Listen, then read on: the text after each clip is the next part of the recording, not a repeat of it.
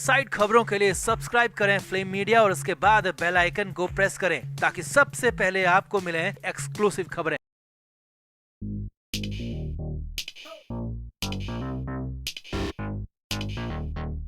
कहते हैं आपके पुराने कर्म कभी भी आपका पीछा नहीं छोड़ते।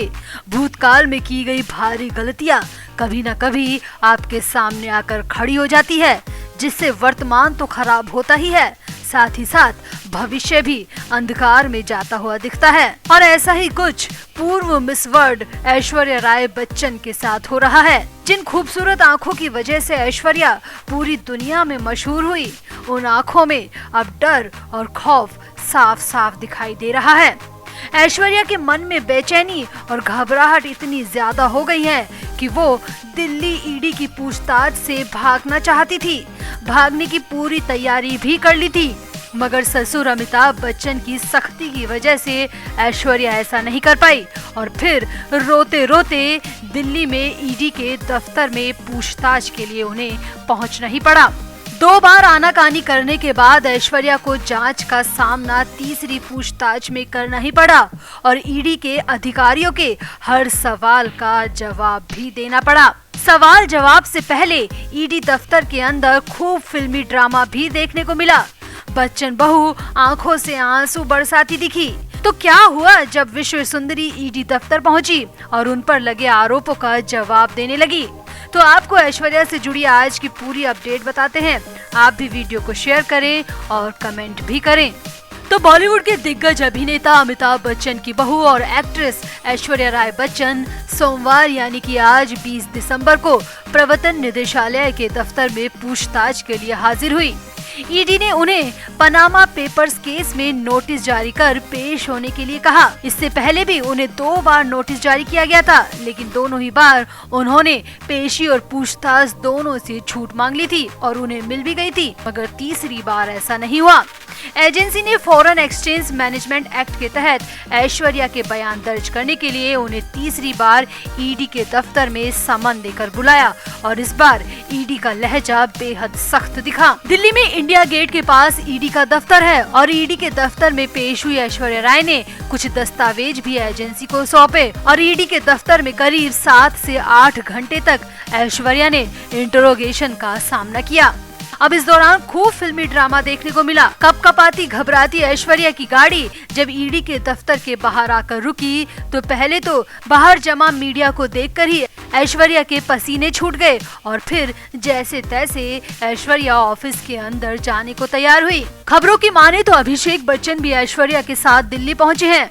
वहीं खबर ये भी है कि ऐश्वर्या तो दिल्ली आने को तैयार ही नहीं थी। मुंबई एयरपोर्ट से सीधे भारत से बाहर जाना चाहती थी और ऐश्वर्या ने अभिषेक को कहा था कि वो दिल्ली नहीं जाना चाहती।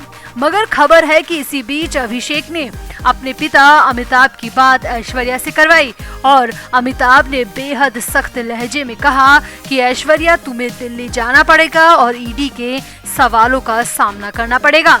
अब अमिताभ बच्चन को अच्छी तरह पता है और उनका तजुर्बा भी है कि अगर तीसरी बार ऐश्वर्या नहीं जाएंगी तो ऐश के खिलाफ लुकआउट नोटिस भी जारी हो सकता है और सीधे गिरफ्तारी की नौबत भी आ सकती है, जैसे कि जैकलीन फर्नांडीज के केस में हुआ। जैकलीन फर्नांडीज को विदेश जाने पर भी पाबंदी लगा दी गई और उन्होंने जैसे ही कोशिश की तो ईडी के अधिकारियों ने उन्हें एयरपोर्ट पर ही रोक दिया। इन बातों को सुनकर बड़ी मुश्किल से ऐश्वर्या राय दिल्ली जाने को तैयार हुई, मगर यहाँ पर भी ड्रामा खत्म नहीं हुआ। दिल्ली पहुंचकर भी ऐश्वर्या अपनी कार से काफी देर तक नीचे ही नहीं उतरी और बार बार बाहर निकलने के लिए मना करती रही। मगर अभिषेक के समझाने के बाद और साथ में मौजूद वकीलों के दिलासा देने के बाद ऐश्वर्या नीचे उतरने को तैयार हुई। इस दौरान ऐश्वर्या के हाथ में कागज की मोटी फाइल भी थी और वकील भी ऐश्वर्या के साथ ईडी ऑफिस के अंदर दाखिल हुए। मीडिया सूत्रों की माने तो ऐश्वर्या की बॉडी लैंग्वेज से साफ लग रहा था कि ऐश्वर्या बेहद परेशान है और घबरा भी रही हैं। मीडिया सूत्रों का दावा है कि ऐश्वर्या की आंखों से आंसू टपक रहे थे, जो कि डर और खौफ के आंसू थे। डर इस बात का कि कहीं उनके गलत काम खुल ना जाए और खौफ इस बात का कि कहीं ईडी उन्हें गिरफ्तार न कर ले। अब आपको यहाँ पर बता दें कि सिर्फ ऐश्वर्या राय ही नहीं बल्कि पूरी बच्चन फैमिली के खिलाफ ईडी इस मामले में 2016 से ही जांच का सामना कर रही है। ईडी ने बच्चन फैमिली को नोटिस जारी कर पूछा था कि आखिर 2004 के बाद उसके कितनी रकम विदेश से हासिल की है या फिर विदेश भेजी गई है। इसके बाद बच्चन फैमिली की ओर से कुछ दस्तावेज सौंपे गए थे।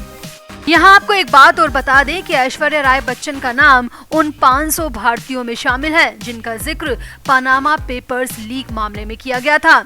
इस लिस्ट में ऐश्वर्या राय बच्चन के ससुर अमिताभ बच्चन का नाम भी शामिल है।